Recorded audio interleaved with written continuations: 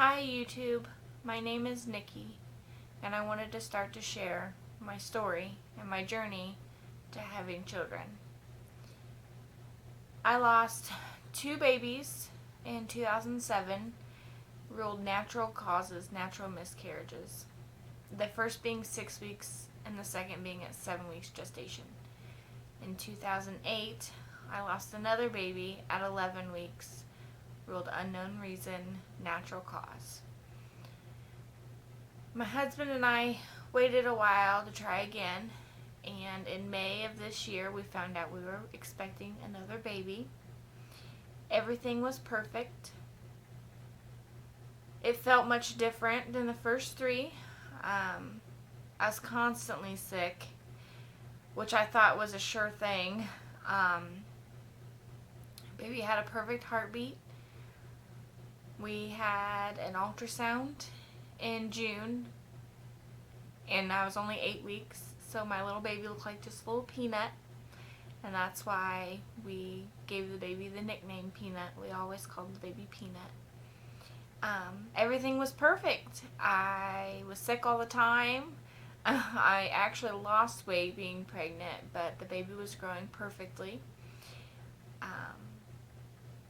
Then, after working 3 days in a row, I work 12-hour shifts at a hospital here in Lafayette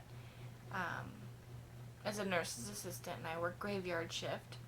I just got done working 3 nights, and I started to feel a ballooning feeling in my vagina. I had no idea what it was. I had my husband rush me to the hospital because I could tell that something was wrong.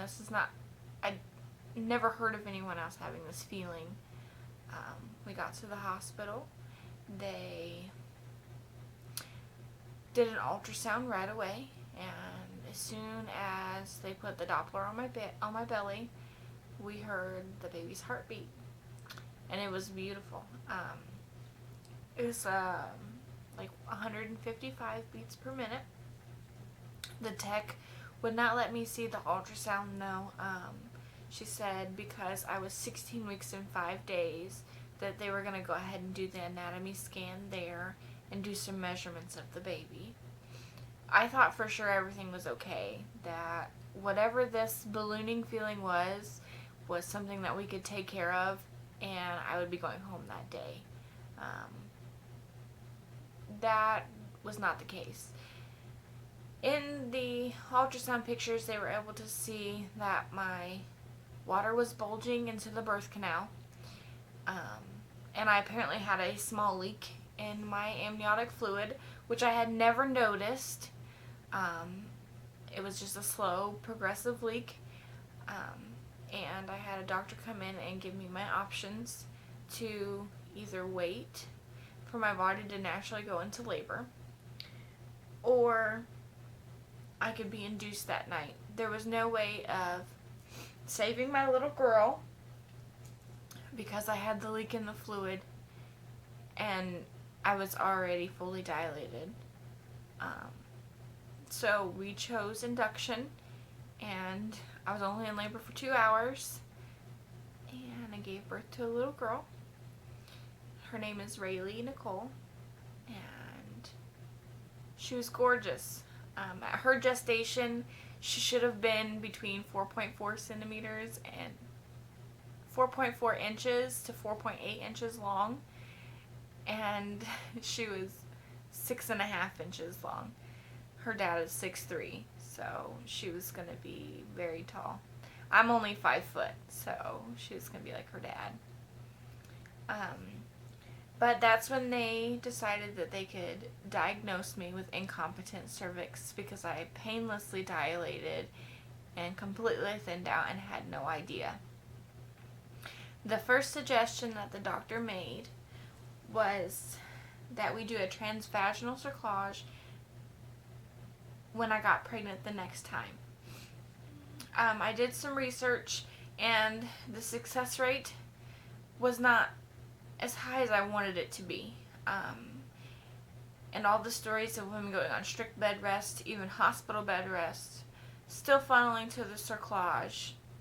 Because my water had broken prematurely with my daughter, I was afraid that that would happen as well with a transvaginal cerclage. Even if the cerclage held up, I was afraid that if my water broke, I would still have to have my baby early. So I did some more research and found a doctor here in Indiana, Dr. Sumner's in Indianapolis. It does a transabdominal cerclage laparoscopically, which is very appealing. It's only a few little holes that they put in, and they use a robot to actually do the surgery. And with this surgery, I shouldn't have any reason to be on bed rest. I should be able to still work.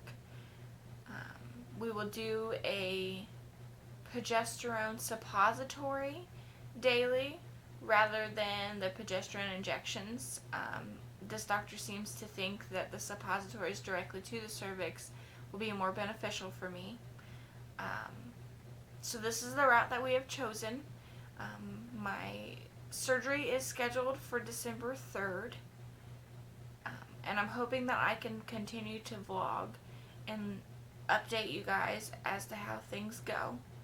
If you have any questions, please feel free to leave it in the comment section below, and I will try to get back to you as soon as possible.